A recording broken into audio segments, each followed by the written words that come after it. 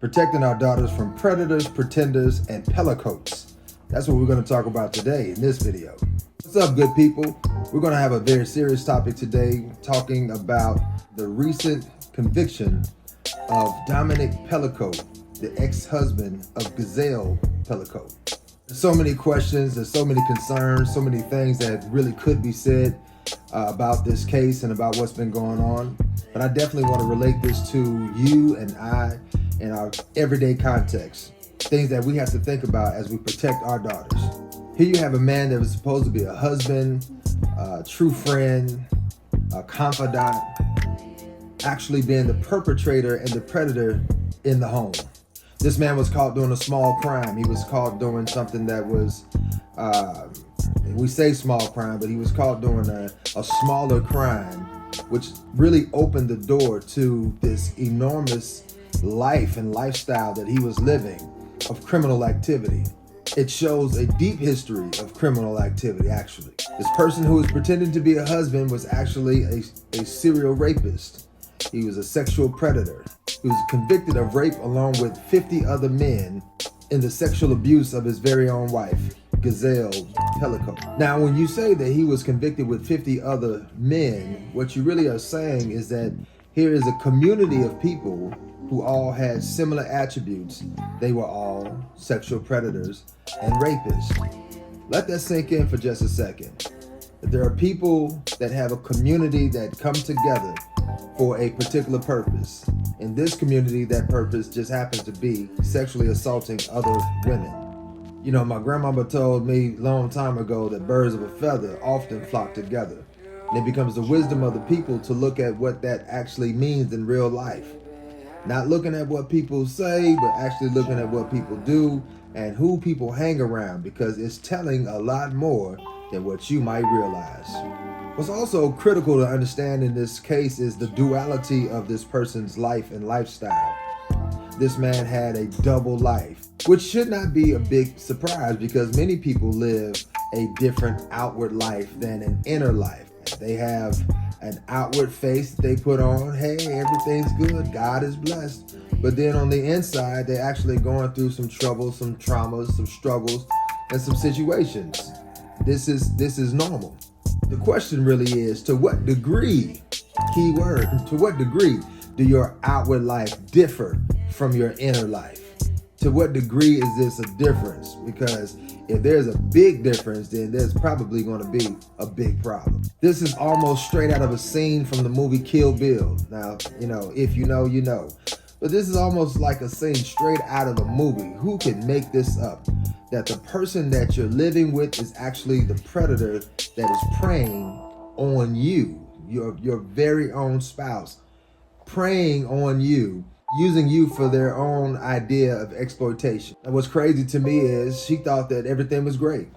She was living the ideal life. She had a loving husband. From what I understand, that he gave her ice cream at night and all kinds of things that make her feel loved and warm and accepted, and that he was the one person for her. On the very other side, as soon as that drug hit, she was being used, manipulated, and basically pimped out by her husband. Check this out. Now, this is what kind of tripped me up, because he was using the exact same anxiety medicine that was utilized to help her deal with her trauma and her anxiety. He was using the exact same medicine to cause trauma and anxiety in her life. We have a responsibility to be vigilant and be the protectors of our families, our homes, our communities. And that means that we have to, in some way, know how to decipher somebody's nature, how they act, how they move. And so here are a couple of things that you ought to consider when you're trying to figure out how somebody is. First thing that you probably should do is start observing their behaviors. Just pay attention to what they do, what they say. You just have to pay attention. You have to raise your awareness of what that person is giving out. And again, more importantly, you are observing their behavior over their words. Like, you have to look at what they're doing over what they're saying, because many people will smile at you and steal from you. Many people will be respectful in your face while plotting behind your back. We all know people that are brave to the world outside, but they're actually really cowards on the inside, very afraid and very fearful people. Even though people that are very strong as it relates to themselves and doing things for themselves, but they're weak when it is requiring to do something for others or to stand up for other people. I wrote about this in my book, Hate Proof. But another one of those good tricks is when they are really they're outwardly supportive, right? They're outwardly on your team, but actually they're inwardly jealous. These things happen all the time. So you want to ask questions. You want to share stories. You want to get into those places where you can have a debate about perspective, a debate about what is a person's real thought. That's where the truth about that person's point of view will typically creep out. So if there are some warning signs to pay attention to, here are a few of the warning signs that we've got to pay attention to. One, I think, of course, that we all have to do is we have to be sensitive to the double-sided nature of people.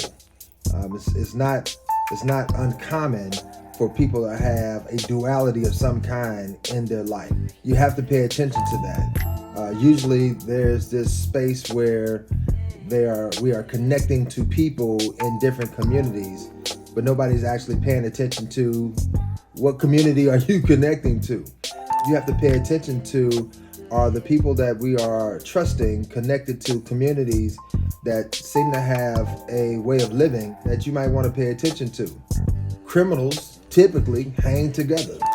Birds of a feather hang together. So, criminals typically hang together. People that do certain things typically hang together. It wouldn't be far-fetched for you to actually be just like them if that's who you hang with all the time. If that is your community, if that's your village. In this case, the husband was connected to a chat room, a secret chat world. He was using the technology to connect with an entire world, an entire community of people. And that was his group, connected to this secret world. Another thing to pay attention to is your own body or the signs of repetitive symptoms. If you have symptoms that you can't explain, but they are repetitive, so they happen over and over again, maybe there's a pattern here that you need to actually pay attention to. If every Thursday and Friday and Saturday you're waking up with a headache and you don't know why, but Monday, Tuesday, and Wednesday you don't have no problem, maybe you should start looking at what's taking place on those days. Some people I know are just getting cameras and they're putting cameras in. And so, again, I'm not for or against necessarily, but this is something that you might want to consider.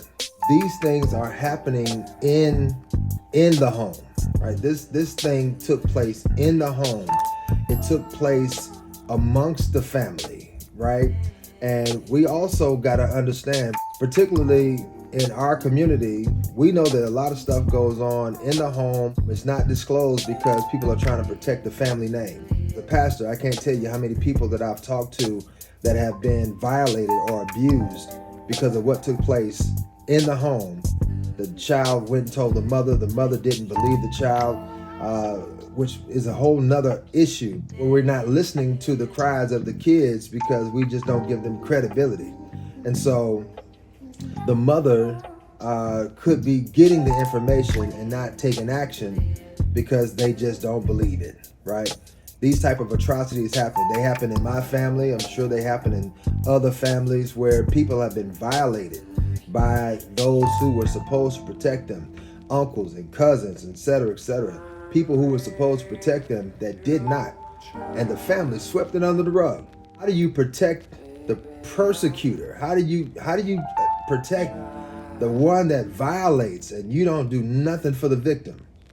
I think that's morally, ethically wrong. As with any other family, if you see something, you ought to say something. And if what you say is not heard, you need to keep talking until you are. Things that we can do to help protect ourselves from these vulnerabilities are pretty fundamental. But it starts with never abandoning this idea of justice. That we always have to maintain a sense of justice and the pursuit of justice, even in our own houses. Again, why protect the perpetrator? Why protect the person that is actually doing the harm? Parents are responsible for protecting their children no matter what, period. You are 100% responsible. Husbands are responsible to protect their wives, period. You are 100% responsible to protect your wife. You have to protect them from abuse. You have to protect them from neglect. You have to protect them from violence. You have to protect them from any of those vices or the big bad wolves, the lions and tigers and bears that are out here in this world. You have a job to do. For more content like this, why don't you become one of my subscribers? Yes, why don't you like and share this message and actually subscribe to my YouTube channel and be one of my very first pre-launch subscribers. You can subscribe to my new YouTube page coming out in January of 2025, Empowerment Today with Dr. A. We'll be officially launching in just a few short weeks, and I hope that you will be a part of the journey. I hope you've enjoyed this discussion as we raise pertinent questions and pertinent conversation that will impact and help others live a more meaningful life. And for all of you out there that know about evil, that do nothing, say nothing, that know about the types of things that are going on that are actually hurting our families and hurting our communities, you are just as guilty as the perpetrator. Stop playing. Y'all know what it is. God bless you.